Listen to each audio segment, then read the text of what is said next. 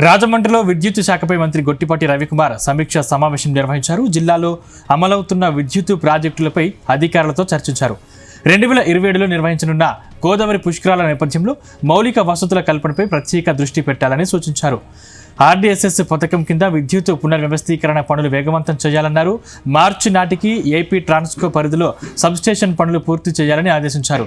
విద్యుత్ లైన్లు, ట్రాన్స్ఫార్మర్లు, అనుబంధ పనులపై అధికారులు మంత్రికి వివరించారు. మేడారం జాతర ముగిసింది. జాతరకు వచ్చిన భక్తుల సంఖ్య కోట్లు దాటింది. ఈ నేపథ్యంలో గద్దెల పరిసరాల్లో ఏర్పాటు చేసిన హుండీల లెక్కింపు ప్రక్రియ ప్రారంభమైంది. హనుమకొండలోని టీటీడీ కళ్యాణ మండపంలో కట్టుదిట్టమైన భద్రత మధ్య కౌంటింగ్ ప్రక్రియ చేపట్టారు అధికారులు. దేవాదాయ శాఖ డిప్యూటీ కమిషనర్ సునీత పర్యవేక్షణలో హుండీ లెక్కింపు ప్రక్రియ కొనసాగుతుంది. వచ్చిన ఆదాయాన్ని ఎప్పటికప్పుడు బ్యాంకులో జమ చేస్తున్నామని ఆమె తెలిపారు. హుండీలో విదేశీ నోట్లు, నకిలీ నోట్లు, వెండి, బంగారు ఆభరణాలు వస్తున్నట్లు తెలిపారు.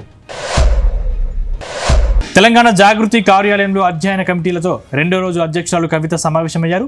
నిన్న ఉద్యమకారులు, మహిళా, ఎస్సీ, ఎస్టీ కమిటీలతో సమావేశం అవ్వగా నేడు బీసీ, యూత్, రెవెన్యూ సంస్కరణలు, కల్చరల్ కమిటీలతో భేటీ అయ్యారు. కమిటీలతో పాటు వివిధ వర్గాలకు చెందిన ప్రముఖులు, నిపుణుల సూచనలతో రాష్ట్ర అభివృద్ధికి అవసరమైన బ్లూ ప్రింట్ సిద్ధం చేసే పనిలో కవిత నిమగ్నమయ్యారు. తెలంగాణలోని గ్రామ పంచాయతీలకు కేంద్రం శుభవార్త చెప్పింది. ఎన్నికల జాప్యంతో నిలిచిపోయిన 15వ ఆర్థిక సంఘం నిధులు విడుదల చేసింది. గ్రామ పంచాయతీలకు ఎన్నికలు పూర్తి కావడంతో పంచాయతీ రాజ్ శాఖ అధికారులు సంప్రదింపులు, మంత్రి సీతక్క చొరవతో నిధులు విడుదలయ్యాయి. మొత్తం 3,000 కోట్ల వరకు నిధులు రావాల్సి ఉండగా తొలి విడతగా 259.36 కోట్లు విడుదలయ్యాయి. నిధుల విడుదలపై మంత్రి సీతక్క హర్షం వ్యక్తం చేశారు. పెండింగ్లో ఉన్న మిగతా నిధులు కూడా వెంటనే విడుదల చేయాలని విజ్ఞప్తి చేశారు. ఏపీ సచివాలయం సమీపంలో పరేడ్ గ్రౌండ్స్లో ఏర్పాటు చేసిన నీటి వినియోగదారుల సంఘాల సమావేశంలో ముఖ్యమంత్రి చంద్రబాబు నాయుడు పాల్గొన్నారు. ప్రాంగణం వద్ద ఏర్పాటు చేసిన వివిధ ప్రాజెక్టుల నిర్మాణ పురోగతి వివరాల్ని ఆయన తెలుసుకున్నారు. రాష్ట్రంలో భూగర్భ జలాల రీఛార్జీ స్ట్రక్చర్ల నిర్మాణం తదితర అంశాలను పరిశీలించారు. ప్రదర్శన వద్ద వ్యవసాయానికి ఉపయోగపడే డ్రోన్లు, రిమోట్ కంట్రోల్ ద్వారా ఆపరేట్ చేసే వ్యవసాయ మోటార్ల సాంకేతికతను ఆసక్తిగా పరిశీలించారు. 3 రోజుల విదేశీ పర్యటన ముగించుకుని అమరావతికి చేరుకున్న పురపాలక శాఖ మంత్రి నారాయణ అధికారులతో కలిసి 2 రోజుల పాటు లండన్, ఒకరోజు దోహాలో ఆయన పర్యటించారు. అమరావతిలో టూరిజం ప్రాజెక్టులు, ఇంటర్నేషనల్ స్టోర్స్ అండ్ సిటీ నిర్మాణానికి సంబంధించిన అధ్యయనానికి మంత్రి బృందం విదేశీ పర్యటనకు వెళ్ళింది. అన్నమయ్య జిల్లా దిగుపల్లి గ్రామంలో శ్రీ బోయకొండ గంగమ్మ ఆలయంలో లక్ష కుంకుమార్చన కార్యక్రమం రెండో రోజు సాంప్రదాయబద్ధంగా నిర్వహించారు. ఆలయంలో వేద పండితులు, అర్చకుల ఆధ్వర్యంలో అమ్మవారికి ప్రత్యేక అలంకరణ చేసి పూజలు నిర్వహించారు. ఉత్సవ విగ్రహం ముందు 108 మంది దంపతుల చేత వేద పండితులు లక్ష కుంకుమార్చన కార్యక్రమాన్ని నిర్వహించారు. ఈ నెల 6వ తేదీ వరకు కుంకుమార్చన నిర్వహిస్తామని ఆలయ ఈవో, ఉప కమిషనర్ తెలిపారు. నీతి ఆయోగ్ సీఈఓ బీవీఆర్ సుబ్రహ్మణ్యం ఇంద్రకిలాద్రిపై కొలువుదీరిన శ్రీ దుర్గా మల్లేశ్వర స్వామి వారిని దర్శించుకున్నారు. ఆయన వెంట ఎన్టీఆర్ జిల్లా కలెక్టర్ శ్రీ లక్ష్మీ షా ఉన్నారు. దేవస్థానం ఈవో చినానాయకు ప్రత్యేక దర్శనం కల్పించారు. ఈ సందర్భంగా ఆయన అమ్మవారికి ప్రత్యేక పూజలు నిర్వహించి మొక్కులు చెల్లించుకున్నారు. దర్శనం అనంతరం వేద పండితులు ఆయనకు అమ్మవారి వేదాశీర్వచనం అందజేశారు. ఆలయ అధికారులు ఆయన్ను అమ్మవారి శేషవస్త్రంతో సత్కరించి అమ్మవారి ఫోటో, ప్రసాదాలను అందజేశారు. అనకాపల్లి జిల్లా పాయకరావుపేట నియోజకవర్గంలో హోంమంత్రి అనిత పర్యటన, తిమ్మాపురం శ్రీ ఆదర్శ పాఠశాల వద్ద నిర్వహించిన ప్రభుత్వ సలహాదారు చాగంటి కోటేశ్వరరావు ప్రవచన కార్యక్రమంలో మంత్రి పాల్గొన్నారు. ఇటీవలే విశాఖపట్నంలో ఆధ్యాత్మిక ప్రవచనకర్త చాగంటిని కలిసిన మంత్రి పాయకరావుపేటలో ప్రవచనాలు చేయాలని కోరారు.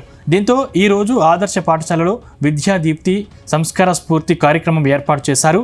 విద్యార్థి విలువలు, వ్యక్తిత్వంపై విద్యార్థులకు మార్గనిర్దేశం చేశారు.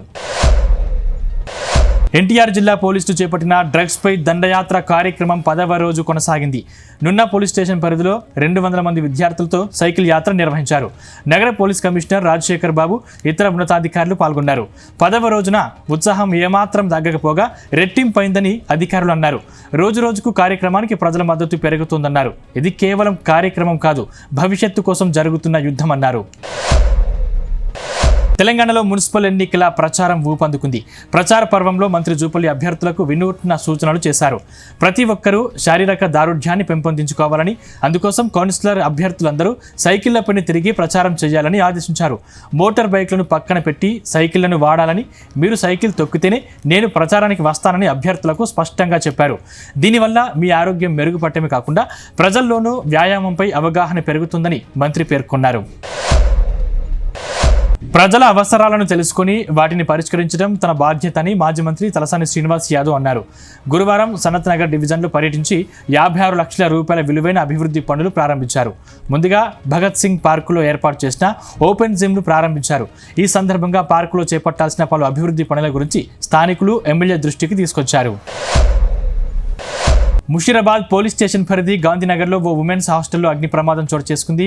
గీజర్ పేరడంతో ఒక్కసారిగా మంటలు చెలరేగినట్లు సమాచారం.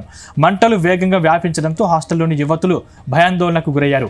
అగ్నిమాపక సిబ్బంది 3 ఫైర్ ఇంజిన్లతో మంటల్ని అదుపులోకి తెచ్చారు. మంటలతో కిందకు దిగలేకపోయిన యువతులను పక్క హాస్టల్ యువకులు నిచ్చెన సాయంతో సురక్షితంగా కాపాడారు. షార్ట్ సర్క్యూట్ వల్లే ప్రమాదం జరిగి ఉండొచ్చని పోలీసులు భావిస్తున్నారు.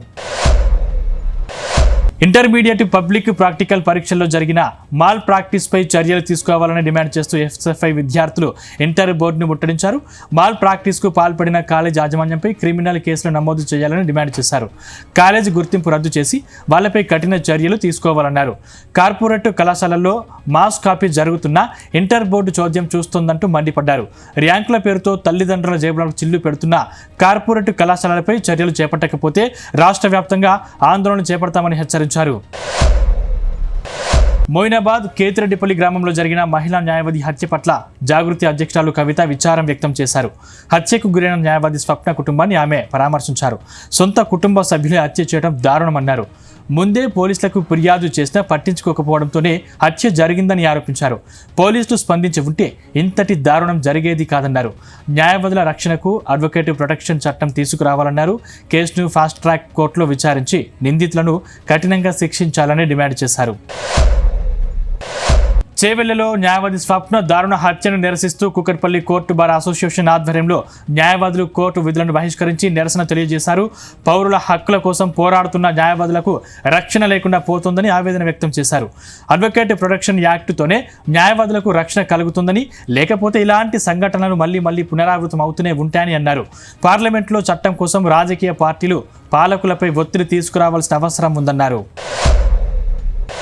హైదరాబాద్ నాచారంలో గంజాయి విక్రయిస్తున్న వ్యక్తిని పోలీసులు అరెస్టు చేశారు. హెచ్ఎంటీ నగర్ పెద్ద చెరువు సమీపంలో ఎండు గంజాయి విక్రయిస్తున్నారనే సమాచారంతో ఎక్సైజ్ పోలీసులు దాడులు చేశారు. నిందితుడు షబ్బీర్ అలీ వద్ద నుంచి కేజీ 300 గ్రాములకు పైగా ఎండు గంజాయి స్వాధీనం చేసుకున్నట్లు పోలీసులు తెలిపారు. నిందితుడిపై కేసు నమోదు చేసి రిమాండ్కు తరలించారు. తెలంగాణలోని మున్సిపల్ ఎన్నికల్లో పోటీ చేస్తున్న జనసేన పార్టీకి మద్దతుగా ప్రచారం కోసం సినీ నటులు రంగంలోకి దిగుతున్నారు. జోగులాంబ గద్వాల జిల్లా అలంపూర్ పట్టణం 1-5వ వార్డులో పోటీ చేస్తున్న జనసేన అభ్యర్థి కోసం సినీ నటుడు తనేష్ ప్రచారం చేశారు. జోగులాంబ అమ్మవారిని దర్శించుకొని ప్రచారంలో పాల్గొన్నారు. జనసేన పార్టీ అభ్యర్థులను గెలిపించాలని కోరారు. విజయం అనంతరం విజయోత్సవ ర్యాలీకి మళ్లీ వస్తానని ఓటర్లకు మాటిచ్చారు. మున్సిపల్ ఎన్నికలు దగ్గర పడుతుండటంతో ఓటర్లను ప్రసన్నం చేసుకునే పనిలో పడ్డారు అభ్యర్థులు. మహబూబాబాద్ జిల్లా కేంద్రంలోని 17వ వార్డు కాంగ్రెస్ అభ్యర్థి బాలు చౌహాన్ గెలుపు ఎమ్మెల్యే మురళీ నాయక్ కోసం ఓటర్లు పిల్లలకు స్నానం చేయిస్తూ బైక్ మెకానిక్గా బైక్కు గాలి పెడుతూ వినూత్నంగా ఓట్లు అడిగారు. 19వ వార్డులో హోటల్లో భోజనం వడ్డిస్తూ ఓ జ్యూస్ ప్యాంట్లో జ్యూస్ చేస్తూ ఓటర్లను ప్రసన్నం చేసుకున్నారు. అదే వార్డులో బీఆర్ఎస్ పార్టీ నుండి జంగాల రాధిక విజయాల ఓటర్లను ప్రసన్నం చేసుకోవడం కోసం కొబ్బరి బొండం కొడుతూ టిఫిన్ సెంటర్లో పూరీలు చేస్తూ ప్రచారం చేశారు. బౌరంపేటలోని ఎమ్మెల్సీ శంబీపూర్ రాజు నివాసంపై డ్రోన్ వ్యవహారం కలకలం రేపింది. ఎమ్మెల్సీ రాజు నివాసంపై గుర్తు తెలియని వ్యక్తులు అక్రమంగా డ్రోన్ ఎగరడాన్ని ఆయన సిబ్బంది గుర్తించి పోలీసులకు ఫిర్యాదు చేశారు. సంఘటన స్థలానికి చేరుకున్న పోలీసులు డ్రోన్ ఎగరవేసిన వారిని పట్టుకుని విచారిస్తున్నారు. అక్రమంగా తన నివాసంపై డ్రోన్ ఎగరవేయడాన్ని ఎమ్మెల్సీ శంబీపూర్ రాజు సీరియస్గా తీసుకున్నారు. తన రక్షణకు భంగం కలిగించడం పట్ల తీవ్ర ఆందోళన వ్యక్తం చేశారు. పోలీసులు లోతైన విచారణ చేసి చట్టపరమైన చర్యలు తీసుకోవాలని డిమాండ్ చేశారు.